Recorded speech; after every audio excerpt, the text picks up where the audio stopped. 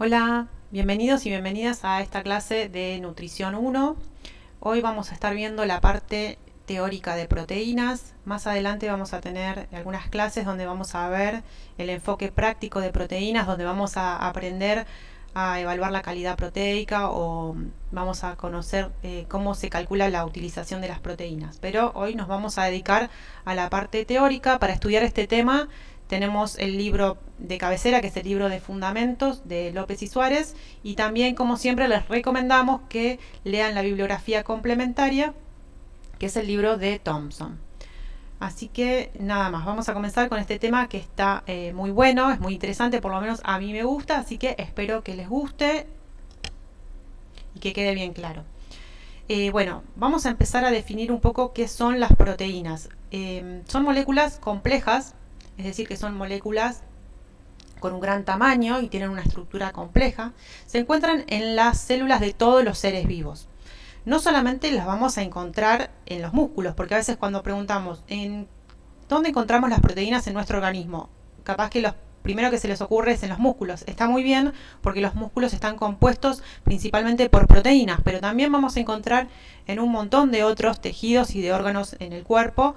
También van a estar formados por proteínas y van a tener funciones muy diferentes. También tenemos enzimas que son proteínas, tenemos hormonas que también son proteínas, anticuerpos, tenemos el colágeno, la elastina, el pelo, las uñas, un montón de proteínas que cumplen diferentes funciones.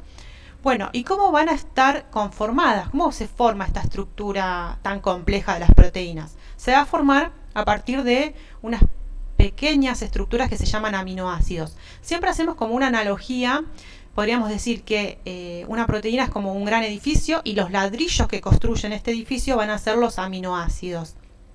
Tenemos solamente 20 aminoácidos en el cuerpo. Y la diferencia es cómo se van a ordenar, en qué secuencia se van a ordenar y en qué cantidades. Tenemos algunas proteínas que son de gran tamaño y otras son un poco más pequeñas, pero siempre son estos 20 aminoácidos que se van a combinar de diferente manera para producir las miles y miles de proteínas que componen todo el organismo. Vamos a comenzar viendo un poco cómo está conformada, por qué elementos están formadas estas proteínas.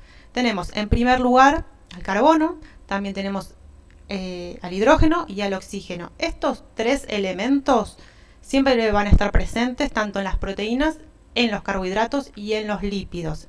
Siempre están, son como los principales. Pero ¿qué es lo que caracteriza las proteínas? Que además de estos tres elementos, carbono, hidrógeno y oxígeno, también van a tener nitrógeno. Esto es súper importante y es lo que las diferencia de los carbohidratos y de los lípidos. Se calcula que aproximadamente contienen un 16% de nitrógeno en toda su estructura. También algunas proteínas van a tener una pequeña proporción de azufre, ya que vamos a ver que algunos aminoácidos tienen en su composición azufre, pero es en menor cantidad. Podríamos decir que estos cuatro que ven acá, carbono, hidrógeno, oxígeno y nitrógeno, son los cuatro elementos principales. Bueno, acá tenemos una regla de 3 como para empezar a ir calculando y cómo se pueden hacer estos pasajes. Nosotros dijimos que tenemos 16 gramos de nitrógeno que están contenidos en 100 gramos de proteínas, ¿no? Entonces esto equivale a decir que 1 gramo de nitrógeno está presente o está contenido en 6,25 gramos de proteínas. Estos números que les pongo acá es como para que ya empecemos a ver cuando estamos hablando de gramos de proteínas, cómo lo podemos traducir a gramos de nitrógeno y al revés. Si nosotros sabemos los gramos de nitrógeno de algún alimento, una alimentación, lo tenemos que traducir a gramos de proteínas. Así que este 6,25 va a ser un factor de conversión que nos va a servir más adelante cuando hagamos los ejercicios. Ahora vamos a empezar a analizar un poquito cómo es la estructura química de los aminoácidos. Vamos a ver que los aminoácidos siempre tienen como 5 partes en común, que se repiten en todos. Todos siempre van a tener estas 5 partes. Tenemos en primer lugar en el centro un carbono que se llama carbono alfa. Ven acá en el centro de toda la estructura química. Hacia uno de los lados vamos a tener lo que se denomina grupo amino, que tiene un carácter básico, H2N, grupo amino porque tiene nitrógeno, el nombre es porque tiene nitrógeno. Hacia el otro lado vamos a tener un grupo carboxilo o carboxílico y este tiene un carácter ácido. Entonces tenemos por un lado básico y ácido, podríamos decir que en definitiva tiene una composición neutra. Luego tenemos hacia arriba un átomo de hidrógeno que está solo, está solito, y hacia abajo tenemos lo que se conoce como grupo radical, cadena lateral o también residuo. Esto en particular es lo que va a diferenciar a un aminoácido de otro. La parte de arriba siempre se va a mantener igual, pero esta parte es lo que va a ir cambiando y lo que le va a otorgar distintas características a los aminoácidos. Es decir, gracias al grupo R, algunos se van a comportar de forma más polar o se van a comportar con una forma más apolar, van a ser más ácidos o más básicos. Para ver un poquito esto, acá tenemos los 20 aminoácidos, toda la estructura química de cada uno de estos 20 aminoácidos, donde el grupo R está sombreado de color rosado. Vamos a ver, en el caso de la glicina, el grupo R es muy sencillo y es muy pequeño, solamente está representado por un hidrógeno. Vamos a ver, por ejemplo, acá en el grupo de los aminoácidos aromáticos, el grupo R tiene la característica de que tienen anillos, están conformados por anillos. Vamos a ver, por ejemplo, acá la arginina tiene una cadena bastante larga, ¿no? Y además tiene más nitrógeno. Entonces podemos decir que algunos son más complejos, tienen una estructura más grande, y otros son muy sencillos, como es el caso de la glicina o, por ejemplo, la alanina. También tenemos algunos otros que tienen en su grupo R el azufre, ven acá. En el caso de la metionina tiene azufre y en el caso de la cisteína también tiene algo de azufre. Esto es importante porque después va a permitir ciertas uniones entre ellos. Bueno, entonces dijimos que tenemos 20 aminoácidos diferentes en la naturaleza que se van a ir combinando para formar las proteínas. Y esta combinación va a estar regulada por el código genético, es decir, por el ADN. Recuerden que el ADN está dentro del núcleo de la célula, no puede salir del núcleo. Entonces, ahí es donde aparece el ARN que se va a acoplar, se va a pegar a un segmento de este ADN para copiar un segmento. Una vez que el ARN copia, ese segmento sale del núcleo y se dirige hacia el citoplasma de la célula. En el citoplasma de la célula va a dirigirse directamente al ribosoma, que es allí donde se van a sintetizar las proteínas, en el ribosoma. Es decir, se traduce esa información en el ribosoma y ahí es donde se van a ir ordenando todos los aminoácidos formando una larga cadena. De estos 20 aminoácidos que encontramos en la naturaleza, los podemos clasificar en esenciales cuando sí o sí los tenemos que incorporar a través de la alimentación, porque nuestro cuerpo no los puede producir de ninguna manera. Por eso son esenciales o también se los denomina indispensables. Son 9. Ahora vamos a ver cuáles son. Después tenemos otros aminoácidos que son no esenciales o también se los llama dispensables. ¿Por qué? Porque nuestro organismo sí los puede sintetizar a partir de estos que dijimos antes, de los esenciales. A través de un proceso que se llama transaminación se pueden transformar estos no esenciales. Es decir, son muy importantes también, siempre tienen que estar, pero no necesariamente se tienen que incorporar con los alimentos porque nuestro cuerpo sí los sabe producir. Después tenemos una tercera categoría que son los condicionalmente esenciales. También se los llama semiesenciales. Esto ocurre porque en ciertos casos, en algunas situaciones fisiológicas particulares o en algunas patologías, no se pueden producir estos aminoácidos no esenciales. Por ejemplo, en el caso de recién nacidos, niños prematuros, algunos aminoácidos pasan a ser esenciales porque el organismo todavía no los puede sintetizar en la cantidad que se necesita, entonces pasan a ser esenciales. Acá vamos a ver diferenciados los esenciales y los no esenciales. Acá tenemos los 9 esenciales, que es muy importante también que los sepan: leucina, isoleucina, valina, histidina, triptófano, metionina, fenilalanina, treonina y lisina. También les voy a nombrar otro ejemplo de cuando un aminoácido es esencial, cuando un aminoácido no esencial se convierte en condicionalmente esencial. Por ejemplo, la fenilalanina se va a transformar en tirosina normalmente. Es un proceso que ocurre, que todos lo podemos hacer, salvo una persona que tiene fenilcetonuria no puede generar este proceso de convertir fenilalanina en tirosina. Entonces, en ese caso, la tirosina va a pasar a ser un aminoácido esencial. En el caso solamente de los fenilcetonúricos, porque no lo pueden producir normalmente. Eso sería otro ejemplo de un aminoácido condicionalmente esencial. Bueno, estos 20 aminoácidos se van a ir uniendo formando largas cadenas y estas uniones se llaman uniones peptídicas o enlaces peptídicos. Acá vamos a ver un ejemplo. Tenemos un aminoácido por este lado, aminoácido 1, que se une a un aminoácido 2.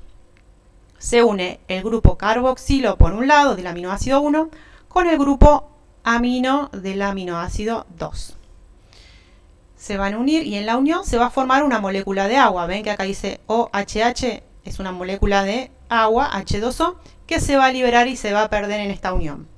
Y acá podemos ver cómo queda conformado finalmente el enlace peptídico. Es decir, se une el grupo carboxilo por un lado con el grupo amino del otro. Y así se van uniendo sucesivamente formando largas cadenas. Bueno, ahora vamos a ver cómo se clasifican las proteínas o los péptidos. Es decir, cuando tenemos menos de 50 aminoácidos que están unidos en una cadena, estamos hablando de péptidos. Ya cuando tenemos más de 50 aminoácidos en una cadena, estamos hablando de proteínas. Dentro de los péptidos los podemos clasificar en dipéptidos cuando solamente tenemos la unión de 2 aminoácidos, tenemos tripéptidos cuando se unen 3 aminoácidos, oligopéptidos cuando se unen entre 4 y 9 aminoácidos y polipéptidos cuando ya se unen más de 10 aminoácidos. Pero cuando tenemos cadenas que tienen más de 50 aminoácidos, ya estamos hablando de estructuras que son más complejas y estamos hablando de proteínas. ¿Y por qué a partir de 50 o 51 aminoácidos? ¿Por qué determinamos ese valor? Porque es a partir del descubrimiento de la insulina, que fue la primera proteína que se descubrió toda su secuencia completa, y es una proteína que tiene 51 aminoácidos. Acá pueden ver la insulina humana, que son 2 cadenas de aminoácidos que están unidas por puentes disulfuro y tienen en total 51 aminoácidos. Entonces se establece que aproximadamente a partir de 50 a 51 aminoácidos ya estamos hablando de proteínas. Si tiene menos, son péptidos. Bueno, como les estaba diciendo hace un rato, las estructuras de las proteínas son bastante complejas. Entonces, para poder estudiarlas, vamos a diferenciar en 4 niveles diferentes de estructura. Vamos a comenzar con la estructura primaria. La estructura primaria se refiere al orden en que están acomodados estos aminoácidos en la cadena. Ven acá que tenemos esta cadena, podría ser como un collar con muchas perlas. Bueno, según la secuencia o el ordenamiento de estos aminoácidos, esto, como dijimos, está determinado por el código genético o por el ADN. A esto nos referimos cuando hablamos de la estructura primaria, el orden secuencial de los aminoácidos. Acá podemos ver cómo se van uniendo a través de enlaces peptídicos distintos aminoácidos y van formando una cadena. Estos aminoácidos van a empezar a generar atracciones entre sí y van a pasar a tomar otra forma. Y ahí ya pasamos a la estructura secundaria. Ven que acá tenemos toda una cadena, pero a su vez entre ellos empiezan a generar como enlaces. Pueden ser, por ejemplo, puentes de hidrógeno o puentes de disulfuro, donde están estos puntitos. Acá también, ven que se van generando como fuerzas de atracción o de repulsión. Entonces, esta larga cadena, que era como un collar, empieza a tomar, por ejemplo, la forma de un rulo, como de un bucle. Esta forma se llama alfa hélice. También puede tomar esta forma que se llama lámina beta, que es como que va haciendo un zigzag, que es como una lámina y va formando como que sube y baja. Estas serían como 2 tipos de estructuras secundarias más conocidas: alfa hélice y lámina beta. También, si no es ninguna de estas dos, puede ser una disposición totalmente al azar. ¿Qué pasa cuando esta estructura secundaria a su vez empieza como a enrollarse en sí misma o a tomar otra disposición en el espacio? Empieza a tomar una estructura tridimensional, como vemos acá, esta proteína que se ve acá de color azul. es cuando se van agrupando estas distintas estructuras secundarias y ya pasan a tener otra estructura mucho más compleja, que es la estructura terciaria. Acá se van a agrupar algunos segmentos, tienen lámina beta, otros son alfa hélice, algunas tienen estructuras al azar, se van combinando y forman una estructura mucho más compleja, que es la estructura terciaria, y la podemos definir como la organización tridimensional de la estructura secundaria en el espacio.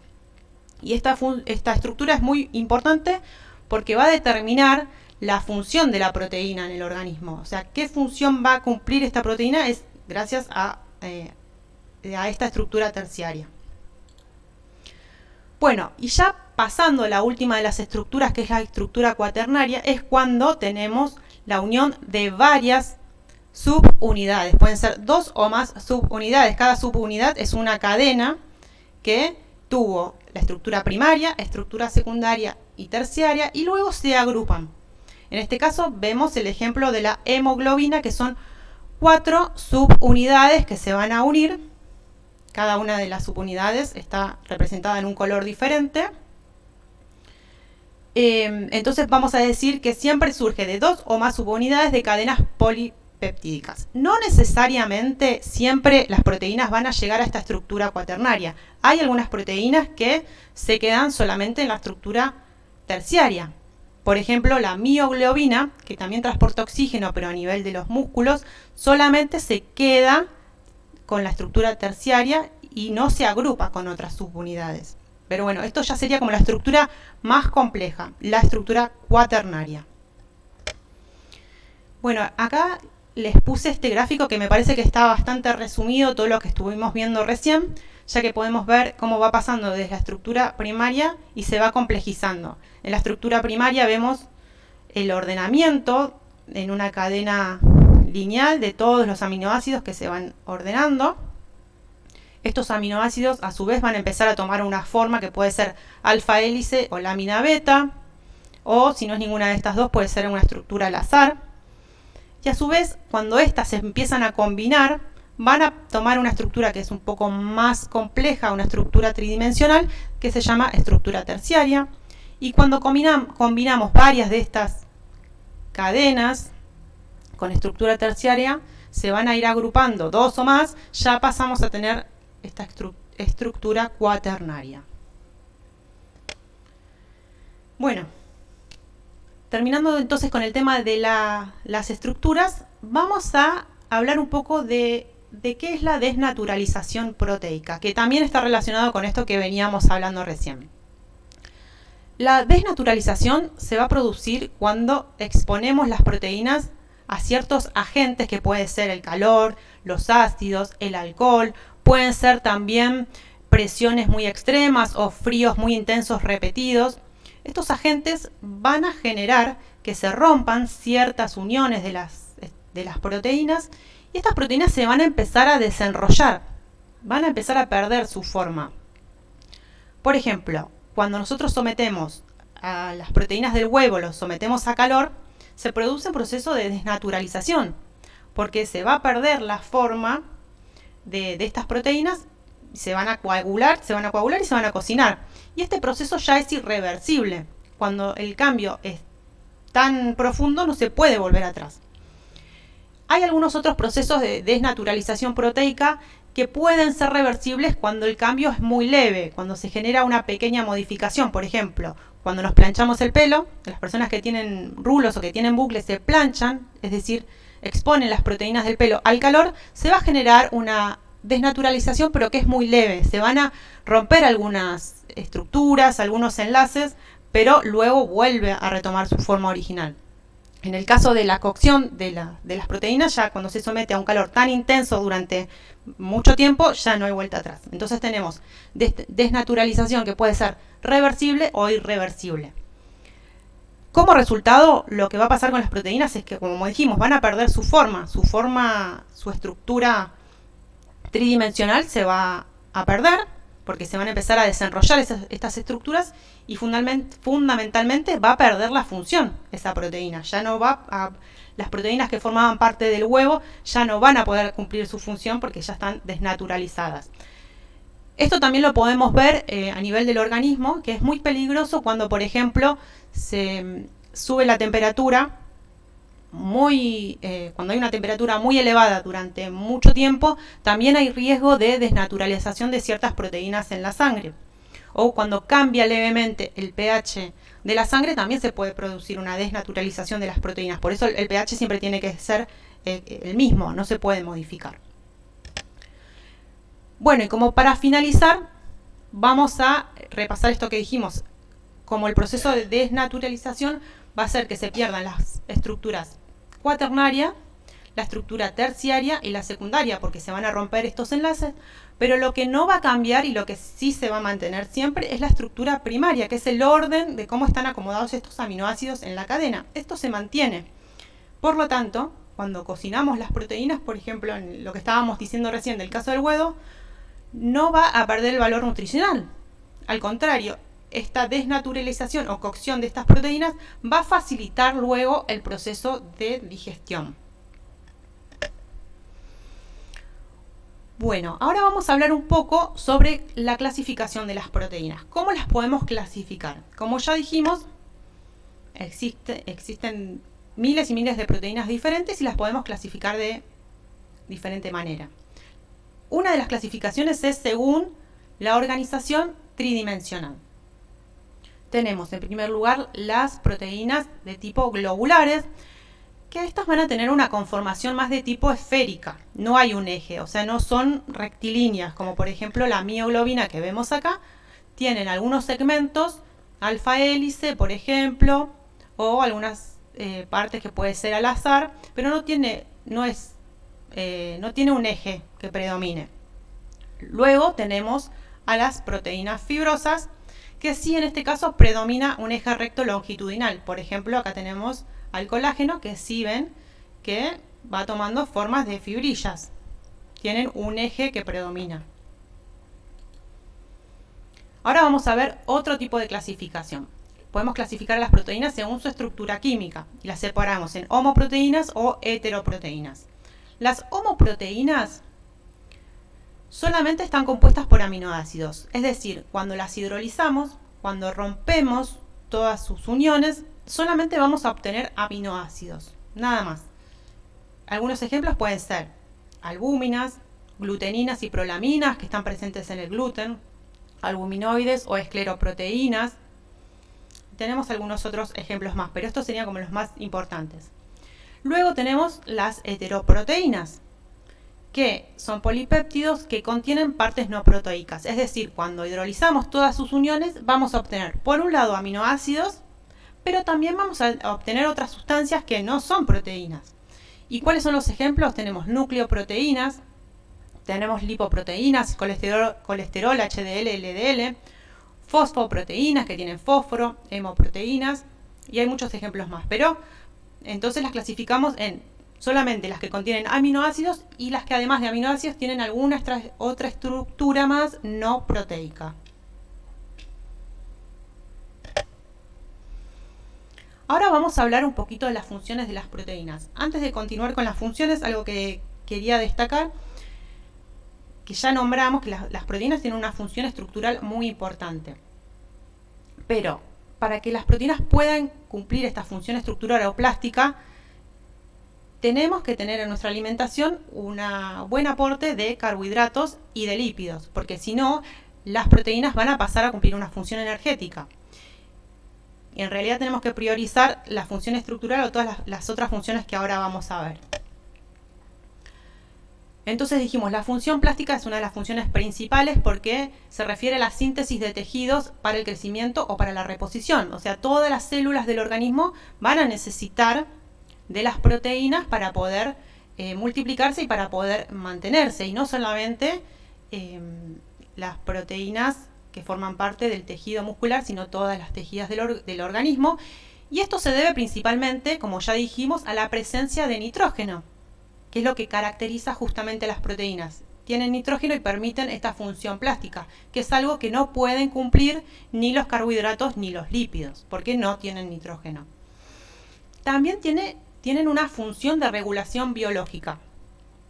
Es decir, forman parte enzimas, proteínas transportadoras en el plasma, forman hormonas y receptores de membranas. Son diferentes moléculas, estructuras que van a permitir que todos los sistemas del organismo funcionen de forma adecuada. Por ejemplo, las enzimas van a acelerar ciertos procesos o ciertas reacciones químicas, las hormonas van a dar señales a algunos órganos para obtener ciertas respuestas y van a ir regulando todas las funciones biológicas del organismo para que funcione de forma correcta. También otra función muy importante que tienen las proteínas es lo que se llama función amortiguadora o función buffer también se llama. ¿Por qué? Porque van a ayudar a mantener el equilibrio ácido o base en los distintos líquidos del cuerpo. Esto porque se produce porque los aminoácidos, ciertos aminoácidos sobre todo, tienen esta capacidad de ganar o de perder electrones según se necesite y van a hacer que el pH no pase a ser ni demasiado ácido ni demasiado alcalino. También las proteínas van a tener una función muy importante en el sistema inmunológico. ¿Por qué? Porque fabrican anticuerpos. Los anticuerpos van a ser estas sustancias que van a atacar a los diferentes antígenos que se presenten en nuestro organismo. Por eso es muy importante un adecuado aporte de proteínas para tener un sistema inmunológico que funcione correctamente. Y por último tenemos la función energética, porque como ya todos sabemos, las proteínas también aportan energía. Por cada gramo de proteína vamos a obtener 4 kilocalorías. Pero como dijimos, tratamos de evitar gastar las proteínas como una fuente energética y en ese caso vamos a priorizar el uso de carbohidratos y de grasas. Sobre todo porque tenemos también reservas de carbohidratos y de grasas en el organismo como para que nos suministren esta energía que necesitamos para todas las actividades. Si nuestro organismo comienza a utilizar las proteínas como fuente energética, va a empezar a consumir todas las proteínas de la sangre, luego va a empezar a consumir proteínas del músculo y también proteínas del hígado. Entonces, tenemos que tratar de evitar que las proteínas cumplan esta función energética. Bueno, ahora vamos a continuar analizando cuáles son los alimentos fuentes de proteína. Los podemos clasificar en dos grandes grupos. Tenemos los alimentos de origen animal y los de origen vegetal. Los de origen animal se caracterizan porque tienen todos los aminoácidos esenciales y lo tienen en grandes cantidades. Por eso se los denominan alimentos, proteínas de alto valor biológico. En cambio, los alimentos de origen vegetal, que son fuentes de proteína, también tienen los aminoácidos esenciales, pero van a tener uno o dos de estos aminoácidos que se va a encontrar como por debajo del nivel necesario, del nivel que necesitamos para sintetizar las proteínas. Es por eso que las personas que consumen solamente alimentos de origen vegetal tienen que realizar una complementación proteica, es decir, consumir algunos alimentos que tienen ciertos tipos de aminoácidos en grandes cantidades y otros alimentos que tienen otros aminoácidos en grandes cantidades como para complementarlos. Este cuadrito lo van a encontrar también en el libro de fundamentos. Vamos a ir viendo cuáles son los que tienen más contenido de proteínas. Son los que tienen más de 18 gramos de proteínas por cada 100 gramos de alimento. Tenemos, en el caso de los de origen animal, son las carnes, todas las carnes, ya sea de pollo, pescado, cerdo, carne de vaca y los quesos. Y también encontramos dentro de los de origen vegetal a las legumbres y a las frutas secas. Tienen un alto contenido de proteínas cada 100 gramos. Luego tenemos en la segunda fila los alimentos que tienen entre 10 y 18 gramos de proteínas cada 100 de alimentos. Por ejemplo, dentro de los de origen animal tenemos al huevo y dentro de lo que son los de origen vegetal, por ejemplo, al arroz, los fideos y los cereales. Luego tenemos a los que menos contenido de proteínas tienen menos de 10 gramos de proteínas por cada 100 gramos de alimentos. Tenemos los de origen animal, por ejemplo, la leche y el yogur y obviamente los vegetales y las frutas que tienen proteínas pero en mucho menor cantidad. Este cuadrito, como les dije, lo van a encontrar también en el libro.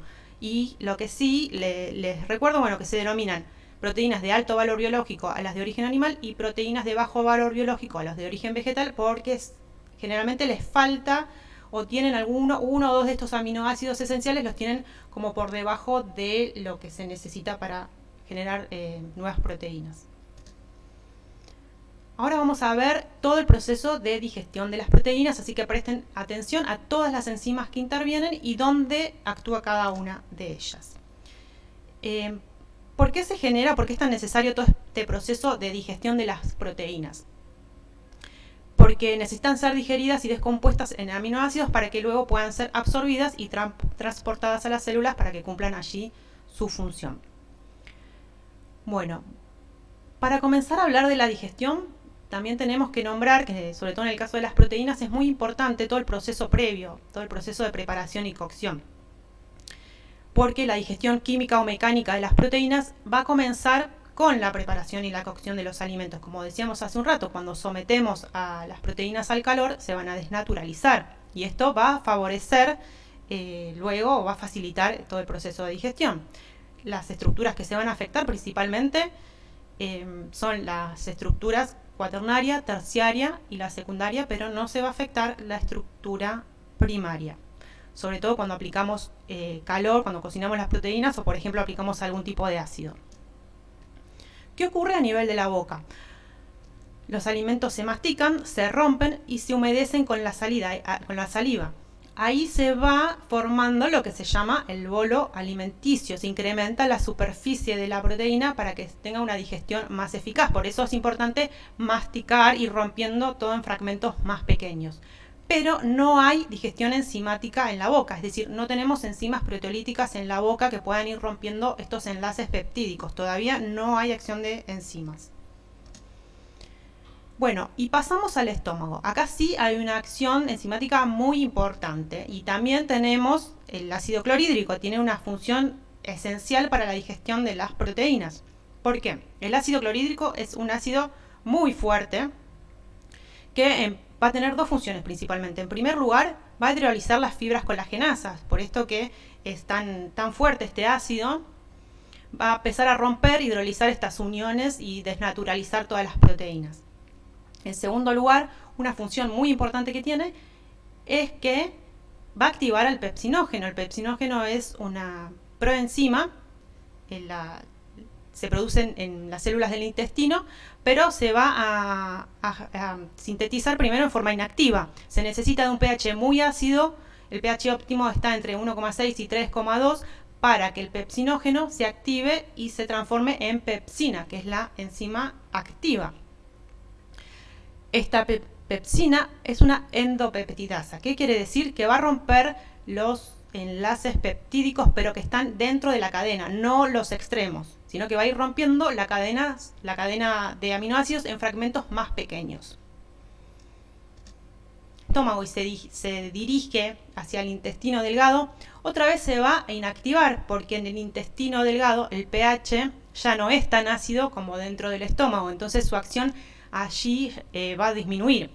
En el intestino delgado entonces van a aparecer otras enzimas que tienen una función también muy importante. Tenemos enzimas del páncreas o enzimas pancreáticas y enzimas intestinales.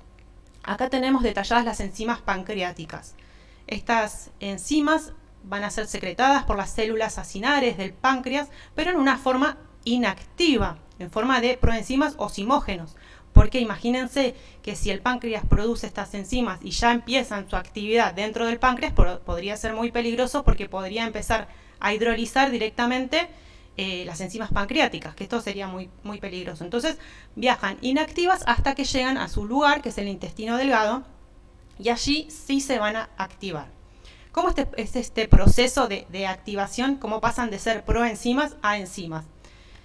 Veamos, primero tenemos el tripsinógeno, que es una proenzima que no está activa todavía, y se va a convertir en tripsina por la acción de esta enzima que se llama enteroquinasa. Es decir, la enteroquinasa activa al tripsinógeno y lo convierte en tripsina.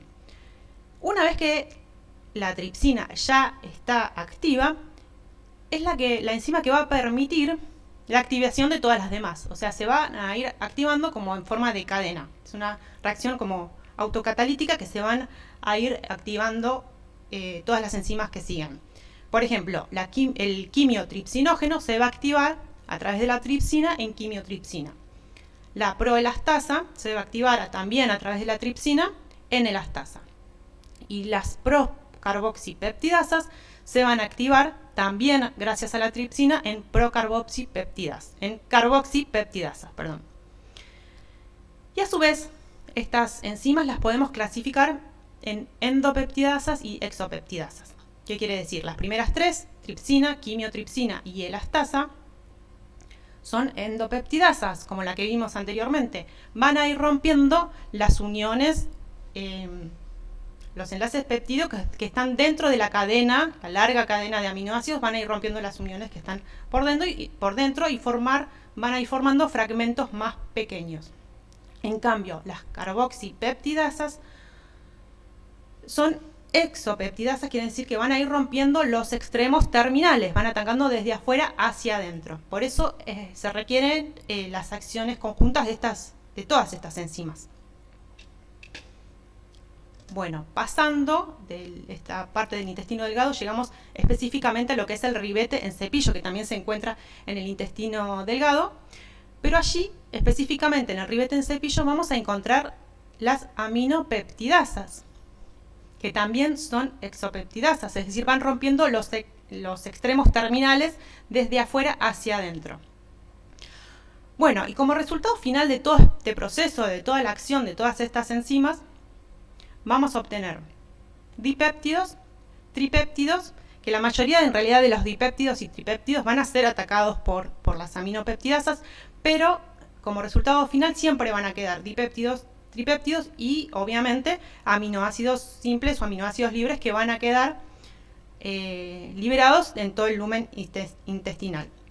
Entonces, acá tenemos una imagen de cómo pasan al enterocito. Es decir, el enterocito, que es la célula del intestino, va a poder absorber tanto los aminoácidos simples como también va a poder absorber dipéptidos y tripéptidos. El mecanismo de absorción va a ser principalmente transporte activo, donde se requiere energía a través de transportadores dependientes de sodio. También se va a dar un proceso de absorción a través de difusión facilitada por transportadores no dependientes de sodio. Y una vez que llegan al enterocito, ahí van a ser utilizados por el mismo enterocito, y si no, van a pasar directamente a la sangre, al sistema porta, y se van a dirigir ya sea al hígado o se van a dirigir a distintos órganos o tejidos donde se necesitan en ese momento. Bueno, hasta acá llegamos con el proceso de digestión de todas las proteínas. Vamos a nombrar de forma muy breve algo que tiene que ver con el metabolismo de las proteínas. No vamos a ver todo el proceso de metabolismo, que es muy complejo. En Nutrición 1 no vemos esto, pero para que sí vayan teniendo una idea qué pasa una vez que se digieren todas las proteínas. Es decir, los aminoácidos no son almacenados, no tenemos depósitos de aminoácidos. Entonces, una vez que son absorbidos, pueden seguir dos caminos.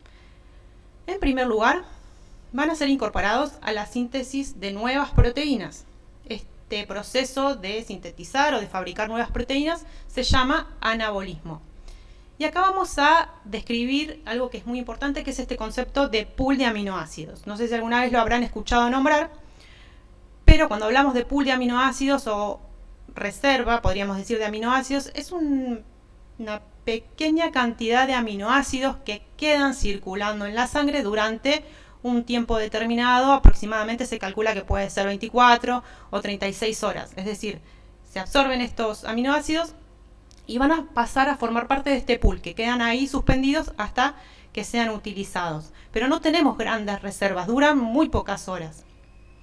Entonces este pool va a estar conformado por estos aminoácidos que se obtienen a través de la digestión de los alimentos, y también puede ser alimentado este pool de aminoácidos por ciertos aminoácidos que se van reciclando de otras proteínas que se van degradando y también aportan a este pool.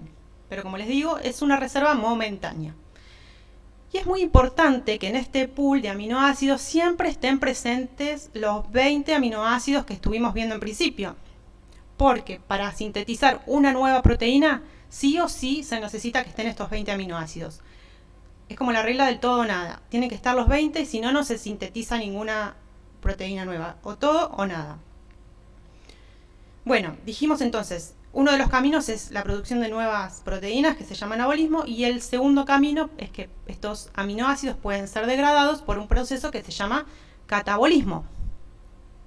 Durante este proceso de catabolismo se van a producir, podríamos decir, dos compuestos. Unos compuestos que contienen nitrógeno, se produce amoníaco, que es NH3, y urea, y se va a eliminar esta urea a través principalmente de la orina, también puede ser del sudor y en la materia fecal.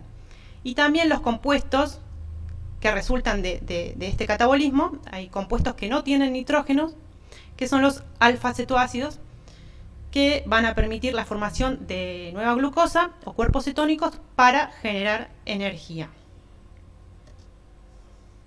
Bueno, y como para finalizar esto, vamos a nombrar brevemente algunos otros compuestos nitrogenados pero no proteicos, es decir, son sustancias que se encuentran en el organismo que también tienen nitrógeno, pero no las podemos considerar como proteínas.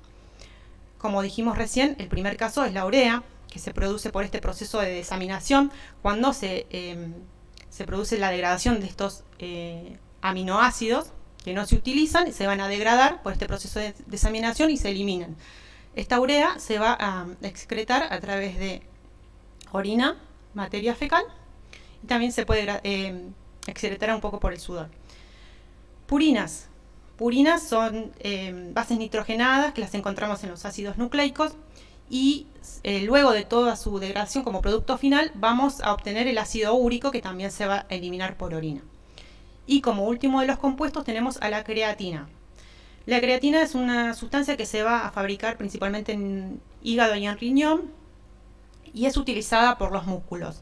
Cuando se degrada se va a formar la creatinina, que también se va a eliminar por orina. Es un compuesto, entonces, como dijimos, que tiene nitrógeno, pero no es una proteína. O sea, la creatinina se parece mucho a un aminoácido, pero no es un aminoácido.